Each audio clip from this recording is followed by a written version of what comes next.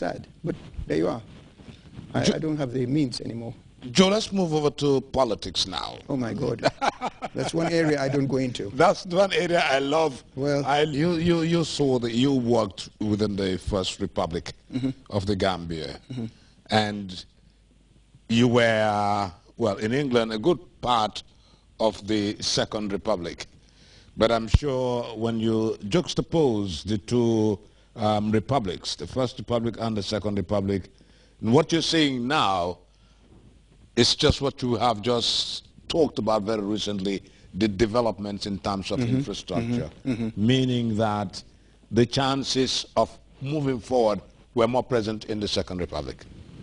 There are more opportunities now, no doubt about that. More opportunities, more facilities for youngsters, and like you rightly stressed, education, health. They've been brought up to the fore. They've been at a doorstep. They've been advanced to such a degree that, you know, I mean, it's just there for the taking, for the asking. It's there. The facilities are there, the opportunities are there, and I wish to God that Gambian young people would make use of this opportunity. Just yesterday morning, I was listening to a program, and they were discussing about school kids who misuse their school fees, and they had two very young students, two girls, and one of them was saying, oh, it was the fault of the parents. And to a degree, I agree. If you give your kids your school, the money for her fees, or his fees, you go to the school and pay the fees. You don't give the child the money and say, go and pay your school fees. What happens if that child misuses the money? Or doesn't bring back a receipt? Who do you hold responsible? The parents. And that's why I've seen so many examples of kids, not in this country though, kids losing respect for their elders. Kids misbehaving, kids with no discipline. I think it should start from the home. The schools are there to give you education. They're not there to bring you up. The upbringing of a child should be done in the home. You go to school, they give you education. But the upbringing of a child, I think, should, you know, start from the home. You start from the home. I mean, we've all got vices in life. I've never taken drugs in my life, and I never will. Ever. Never will.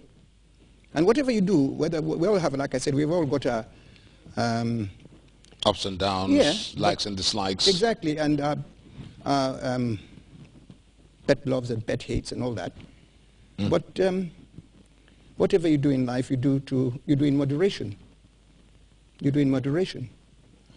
Joe, you lived in London. You worked there for some time and retired. Yep.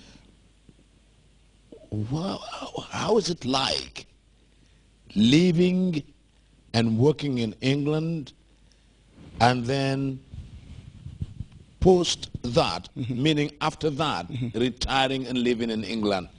How is it like? Well, it wasn't very difficult, to be honest, because when I went to England, I went, I think it was December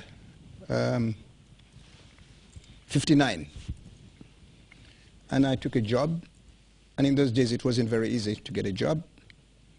I got a job, but it was not what I expected. Well, expected, and not what I wanted to do and what I loved doing.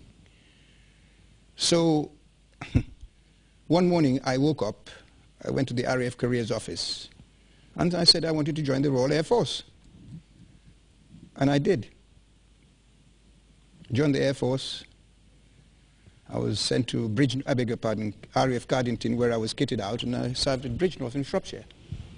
And then when I left, I worked briefly with the Met Police, not as a police officer. I worked for the Metropolitan Police, because the RAF found me a job, because obviously I'd served a bit. And then after that, I didn't want to sit around doing nothing. I took up another job, for which I get a pension. I get a state pension, but I also get a little bit of pension from that as well. So the transition wasn't great at all. And as a matter of fact, when I retired, actually, I went to schools in the Crawley area to give talks to young kids, you know, about tourism and about the Gambia. But it was on a voluntary basis, and I couldn't keep it on because traveling was, you know, it was expensive, and it was coming from my pocket. I was not sponsored. I had no means of getting any money from the schools. So I had to give it up because I wanted to continue doing that. In fact, I wanted to set up my own business, but with no capital, You know. Living in England, you must have people from your country who also live in England. Yep. Who are your friends in England? People that you will sit down, have a cup of coffee, or share a lager here and there? Well, I have loads and loads of friends, but, you know, distance is one thing. Some of them I am on the phone to them.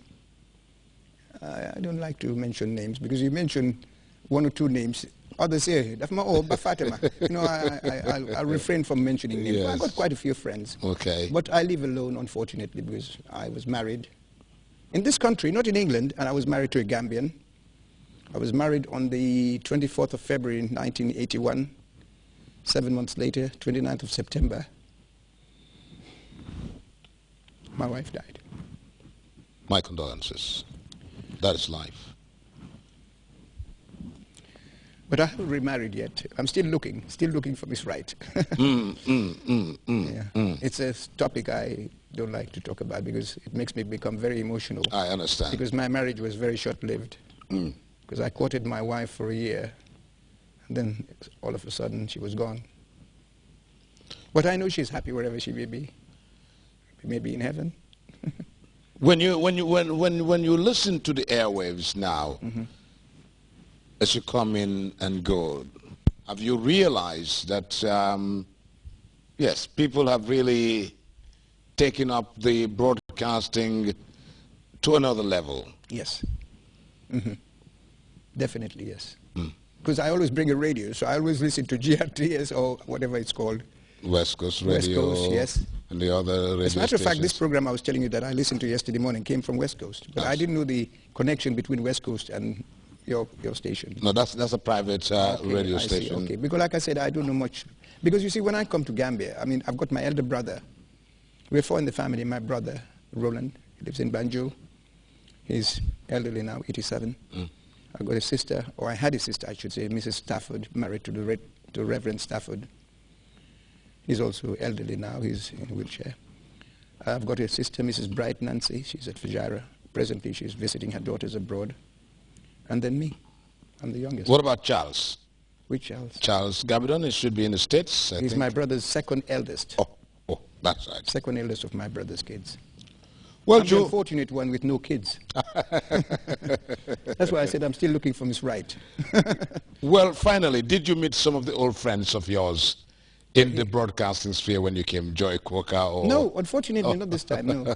Well, they'll be viewing you on television, by the way. Yeah, and then I would have loved to meet some of the secretaries of state or ministers over the past few years, like Angela Koli. She's in Nigeria. So I don't see those people, and they're great friends of mine, yes. Even the present High Commissioner in London is a friend of mine. When I say friend, I mean, not so much in the official capacity. They're people I feel I can talk to, you know, on a friendly basis, apart from it all being official and officious, you know. Joe Gabidon, it's been a pleasure to have you on the interview. Thank you very much for coming. Thank you very much, and thank you for having me.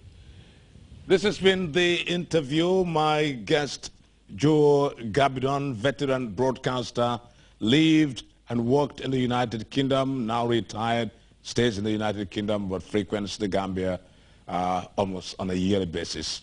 For me, Malik Jones, join me in the interview next week, and have a good night.